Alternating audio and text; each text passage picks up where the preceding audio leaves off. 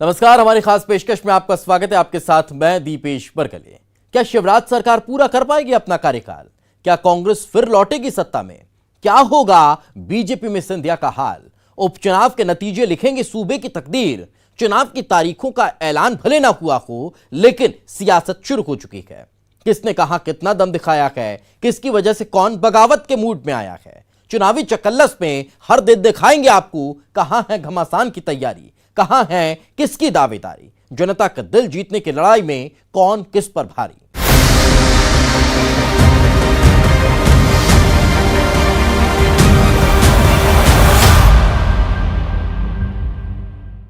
वहां सड़क ढूंढते रह जाएंगे आप। वहां आजादी के बाद भी सड़क नहीं बनी, बल्कि कीचड़ वाली सड़क में धंस गए हैं नेताओं के दावे। सियासी वादे उसी सड़क पर जमींदोज हो चुके हैं। अस्पताल जाने के लिए जहां मरीजों को चारपाई के सहारे ले जाने को मजबूर हैं लोग। सांची विधानसभा के वो गांव जहां वोटर बगावत के मूड में नजर आ रहे हैं, जो सवाल दाग रखे हैं और पूछ रहे हैं क्या हुआ तेरा वादा। आप भी देखिए, रोड नहीं तो वोट नहीं।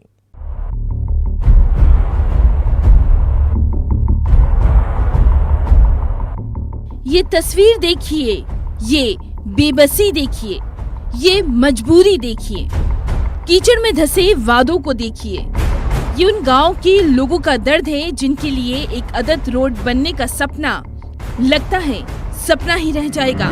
जहां ऐसे ही मरीजों को इलाज के लिए चारपाई पर ले जाया जाता है, ऐसे ही इस कीचड़ भरे रास्ते से खटिया पर अस्पताल ले जाने को मजबूर है ये गांव वाले। जहां एक मजबूर माँ अपने बच्चे को इलाज कराने के लिए ले जा रही है।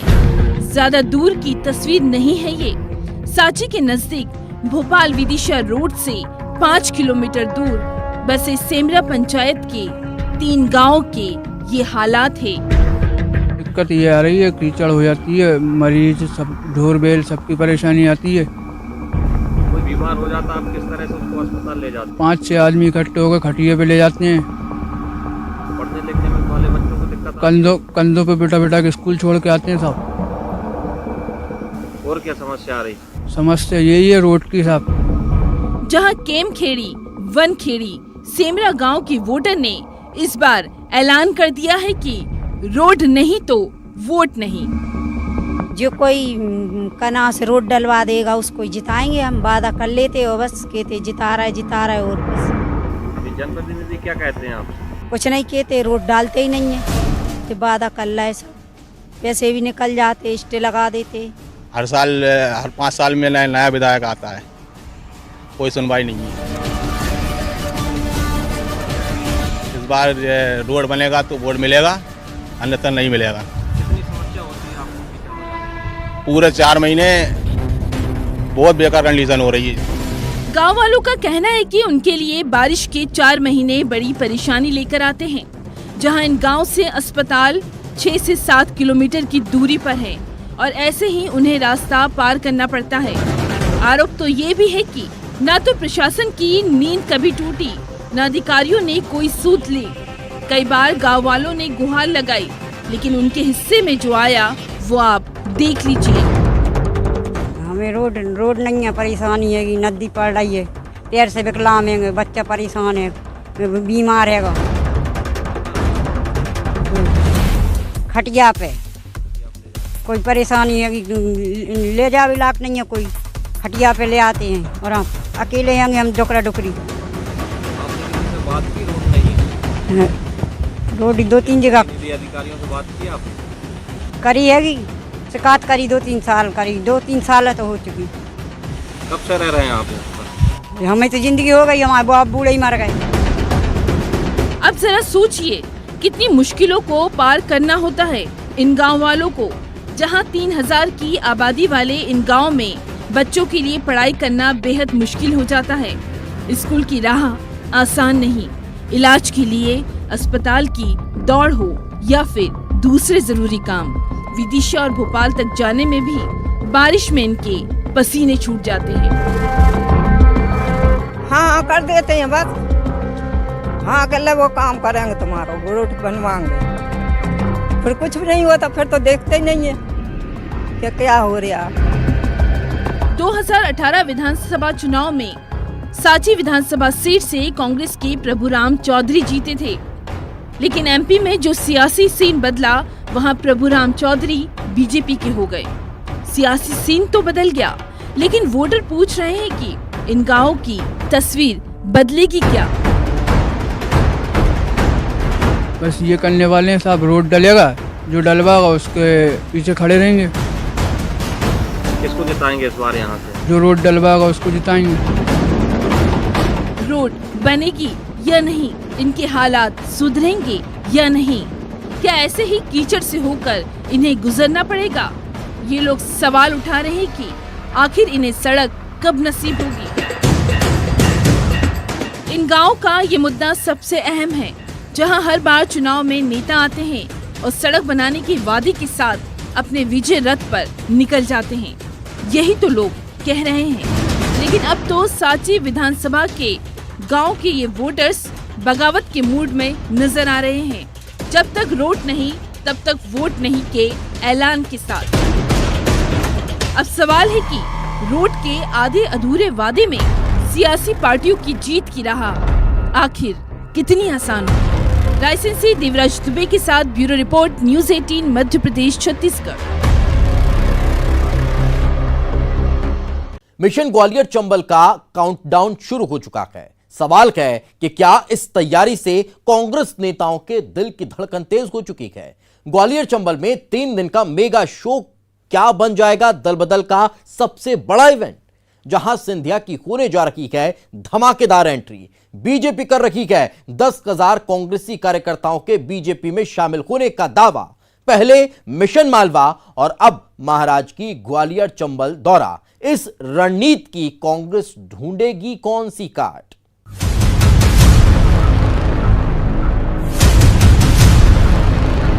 ग्वालियर चंबल में महाराज का मेगा शो। 22 अगस्त को होगी सिंधिया की धमाकेदार एंट्री।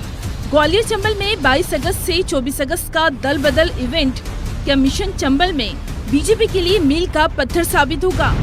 इस उपचुनाव में सिंधिया की साख दांव पर लगी है, जहां कांग्रेस छोड़ बीजेपी ज्वाइन करने के बाद सिंधिया का ये पहला ग्वालियर दौरा है।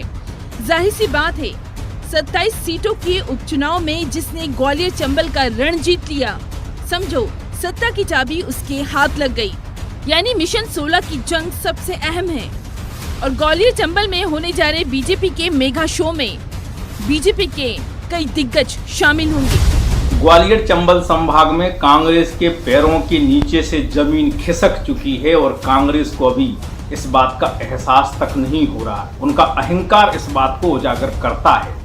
ये बात बहुत स्पष्ट हो चुकी है कि कांग्रेस की जो दुर्गति है वो दुर्गति को महसूस ही नहीं कर पा रहे हैं। उनका कार्यकर्ता लगातार उनसे छूट रहा है, टूट रहा है, बचा खुचा लुप्त सुप्त है।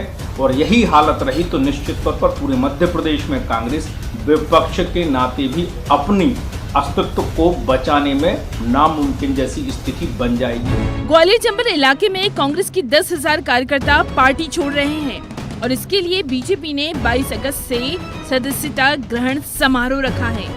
हर दिन विधानसभा वार कार्यकर्ता समारोह पूर्वक बीजेपी के सदस्य बनाए जाएंगे, ये दावा किया जा रहा है। सियासी गलियारों में इस सदस्यता ग्रहण समारोह के बड़े चर्चे हैं। बीजेपी का दावा है कि इसमें 10,000 से ज्यादा कांग्रेस कार्यकर्ता बीजेपी में शामिल होंगे और ज्यादा तादाद ग्वालियर चंबल के उन इलाकों की है जहां उपचुनाव होने वाले हैं। तो क्या बीजेपी कांग्रेस को उपचुनाव से पहले जोर का झटका देना चाहती है? मिशन चंबल में इस दल बदल इवेंट के लिए बीजेपी की तैयारियां भी जोर शोर से हो रही है। वो कांग्रेस के कार्यकर्ता पार्टी छोड़ करके भारतीय जनता पार्टी की सदस्यता लेना चाहते हैं। उन सदस्यों को सदस्यता दिलाने के लिए मध्य प्रदेश के यशस्वी मुख्यमंत्री माननीय शिवराज सिंह जी, माननीय प्रदेश अध्यक्ष वी डी शर्मा जी, माननीय नरेंद्र सिंह जी, माननीय श्रीमान ज्योतिराज सिंधिया जी और वरिष्ठ नेतृत्व यहाँ पधार रहा है और उसमें लोग भारतीय जनता पार्टी की सदस्यता लेंगे। अब जरा ग्वालियर चंबल की सियासत को समझ लेते हैं, जहां 16 सीट हैं जिसमें 15 सीट सिंधिया समर्थक के विधायकी छोड़ने पर खाली हुई, जिसमें शामिल है ग्वालियर की ग्वालियर, ग्वालियरपुर और डबरा, मुरैना की मुरैना, अंबा, दिमनी, सुमावली, शिवपुरी की पोहरी, करेरा, भिंड की महगांव और गोहद, अशोकनगर की अशोकनगर, मुंगावली, गुना की बमोरी और दतिया की भांडेर। ग्वालियर चंबल के सियासी गणित की बात की जाए तो 2018 के चुनाव में कुल 34 सीटों में से कांग्रेस के हाथ लगी थी 26 सीटें, जहां बीजेपी के खाते में गई थी 7 और बीएसपी को मिली थी 1 सीट। वर्तमान की बात की जाए तो इन 34 सीट में से कांग्रेस के पास बची है 10, बीजेपी के पास 7, बीएसपी के खाते में 1 और 16 सीट खाली पड़ी है, जिस पे उपचुनाव होने हैं। बीजेपी के मिशन चंबल पर कांग्रेस तंज कस रही है। वो तो जनता के बीच यही मुद्दा ले जाने की बात कह रही है कि बिकाऊ आखिर कितने टिकाऊ। अगर 10,000 कार्यकर्ता कांग्रेस के सिंधिया जी के पास होते तो गुना चुनाव क्यों हारते? तो ये जो है ये चीज़ अपने आप में सबके सामने है, सबको मालूम है, इसकी जानकारी है। और यही कि कार्यकर्ता जो है कि ये एक जगह से दूसरे जगह ट्रांसपोर्ट करके अगर इसी तरह की ज्वाइनिंग होगी तो इसको गिनेगा कौन? भारतीय जनता पार्टी ने जो है 1 करोड़ की जो रैलियां की हैं, वर्चुअल रैलियां, उनकी पोल जो है वर्चुअल मीडिया पे खुल चुकी है। तो 10 का भाग जो है इनके हर कार्यक्रम की घोषणा में देना जरूरी है। तो अगर ये 10,000 की घोषणा कर रहे हैं तो 1,000 लोग इनको आ जाएंगे इनके कार्यक्रम में, लेकिन ज्वाइन करेंगे इसमें मुझे आशंका है। वही लोग हर जगह जो है, भोपाल में 3 बार वही लोग ज्वाइन कर चुके हैं, 125 लोग, और जब भोपाल में 125 लोगों से ज़्यादा नहीं जुड़े हैं तो वहाँ पे ग्वालियर में कितने जुड़ेंगे अभी देखने के बाकी है। नाई कितने वाले सामने आ जाएगा। पहले सिंधिया का मिशन मालवा और अब सिंधिया का मिशन ग्वालियर चंबल। उपचुनाव की 27 सीटों में से ग्वालियर चंबल की 16 सीट जिसके हाथ लगी, सत्ता की चाबी उसके हाथ ही होगी। क्या बीजेपी के इस दांव से कांग्रेस की बढ़ेगी मुश्किलें? ग्वालियर से सुशील कौशिक के साथ bureau report, news 18 Madhya Pradesh, Chhattisgarh. चुनावी चकल्लस में अभी सियासत के कई दांव देखे जाने वाले बाकी हैं। करिए थोड़ा सा इंतजार, हम हाजिर होते हैं एक छोटे से ब्रेक के बाद। ब्रेक के बाद एक बार फिर आपका स्वागत है। गुना की बमहोरी सीट पर कांग्रेस की सक्रियता क्या कहती है? 27 सीटों पर होने वाले उपचुनाव में गुना की बमहोरी सीट उन चुनिंदा विधानसभा सीट में है जहां कांग्रेस अभी से एड़ी चोटी का जोर लगा रही है। दिग्विजय सिंह, जयवर्धन सिंह और लक्ष्मण सिंह पर है इस सीट को जिताने की अघोषित जवाबदारी। लिहाजा ये नेता आए दिन यहां माहौल बनाने पहुंच रहे हैं। उधर जवाब में शिवराज सरकार में मंत्री बन जाने के बाद महेंद्र सिंह सिसोदिया भी विकास कार्यों के साथ जमीनी तैयारी करने में जुट चुके हैं।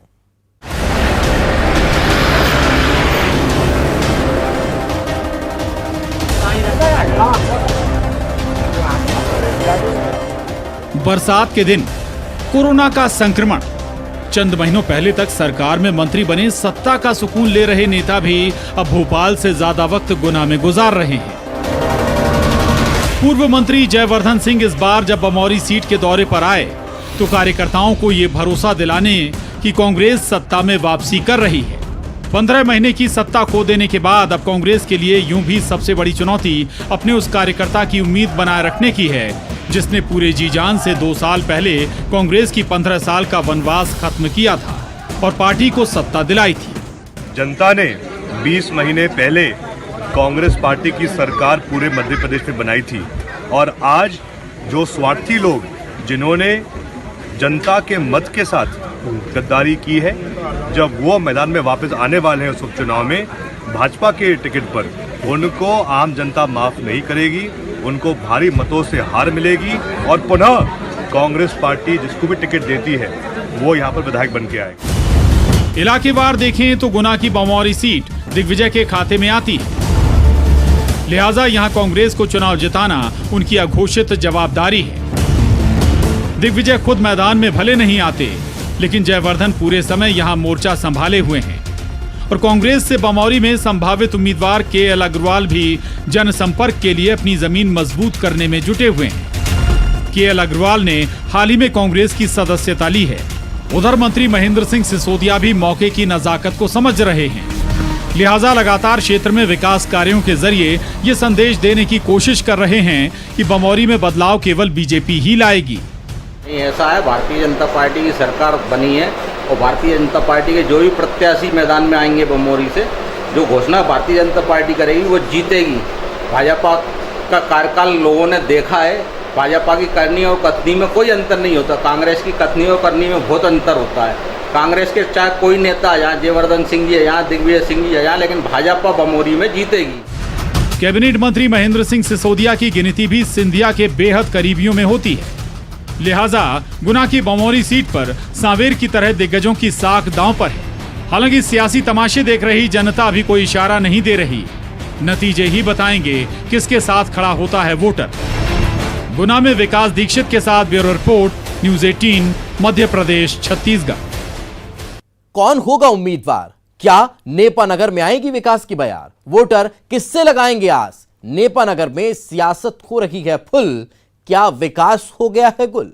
वोटर कर रखे सवाल, वादे पे तेरे मारा गया, नेपा मिल के क्यों थम गए पहिए? कब पड़ेगा विकास का पहिया रफ्तार? खाली हाथों को कब मिलेगा रोजगार? नेपा नगर में किस पार्टी की नैया होगी पार? आप भी देखिए इस खास रिपोर्ट में। 27 विधानसभा सीट पर उपचुनाव होना है और इन्हीं में शामिल है बुरहानपुर जिले की नेपा नगर विधानसभा, जहां वोटर को ये समझ नहीं आ रहा इस सीट पर उम्मीदवार कौन होगा। वो तो ये भी सवाल कर रहा है कि जिन वादों और दावों के साथ पार्टियों ने चुनाव लड़ा, आखिर उनका क्या हुआ। कांग्रेस से बीजेपी में शामिल हुई सुमित्रा देवी कास्टेकर ने भी तो इसी बात पर पार्टी छोड़ी थी, विधायक के पद से इस्तीफा दिया था। जब सभी सियासी पार्टियां विकास की बात कर रही है तो वोटर पूछ रहा है, आखिर हमारे हिस्से आया तो आया क्या? मेरी पार्टी के वरिष्ठ और अभी वर्तमान में सांसद नंद कुमार सिंह चौहान इससे ध्यान देंगे और केंद्र सरकार से निर्देश दिलाकर इसको शीघ्र पूरा करे, ऐसा प्रयास करेंगे। नेपा नगर की सियासत में उस वक्त सियासी भूचाल आ गया था जब 2018 विधानसभा चुनाव में कांग्रेस से जीती सुमित्रा देवी कास्टेकर ने 18 जुलाई को विधायक के पद से इस्तीफा दे दिया था और बीजेपी पार्टी ज्वाइन कर ली थी। उसके बाद सियासी गलियारों में कई सवाल उठे, आखिर इस्तीफे के बाद पूर्व विधायक क्यों लोगों का हालचाल जानने नहीं आई, इस पर भी खूब सियासत हुई। फिर बीजेपी ने राम मंदिर के भूमि पूजन से एक दिन पहले एक वीडियो जारी किया जिसमें सुमित्रा देवी कास्टेकर भगवा रंग में दिखाई दी। यहाँ भी सियासत हुई और आरोप प्रत्यारोप का दौर चला। भारतीय जनता पार्टी का उम्मीदवार चुनाव लड़ेगा, कमल का फूल चुनाव लड़ेगा। बगावत देखते हैं भाजपा के अंदर, अगर नई टिकट मिलता है। देखिए, भारतीय जनता पार्टी में तो अगावत है, इधर अगावत है, बगावत तो उधर है। अब वोटर की बात करें तो वो तो विकास की राह ही तकता रहा। हर बार सियासी पार्टियों का मुद्दा नेपा नगर में नेपा मिल से होकर गुजरता है।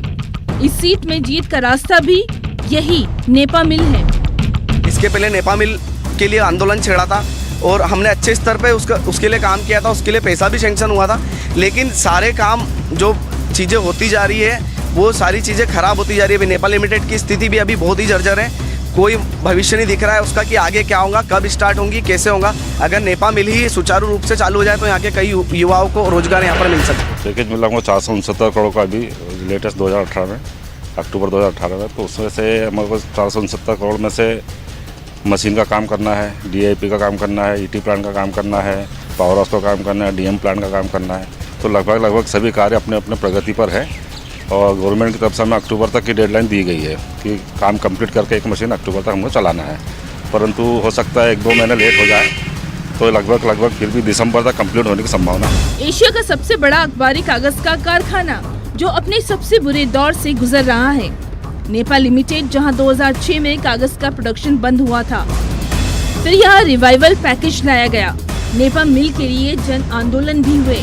जनता के बीच में जाएंगे इस चीज को लेकर कि आप अगर यहाँ से कांग्रेस को जितवाते हैं, कांग्रेस की मध्य प्रदेश में सरकार बनती है, तो मध्य प्रदेश की सरकार केंद्र सरकार पर दबाव डालेगी कि नेपा मिल को फिर से सुचारू रूप से चालू किया जाए। बीजेपी का कहना है कि सरकार की बदौलत 459 करोड़ का पैकेज नेपा मिल को मिला। नहीं, ऐसा नहीं है। देखिए, वहाँ तो VRS लेकर कर्मचारी गए हैं। जो नई मशीन वहाँ लग रही है आधुनिक टेक्नोलॉजी की, 470 करोड़ रुपया नरेंद्र मोदी ने भारत में अकेले एकमात्र अपने नेपा मिल को दिया है।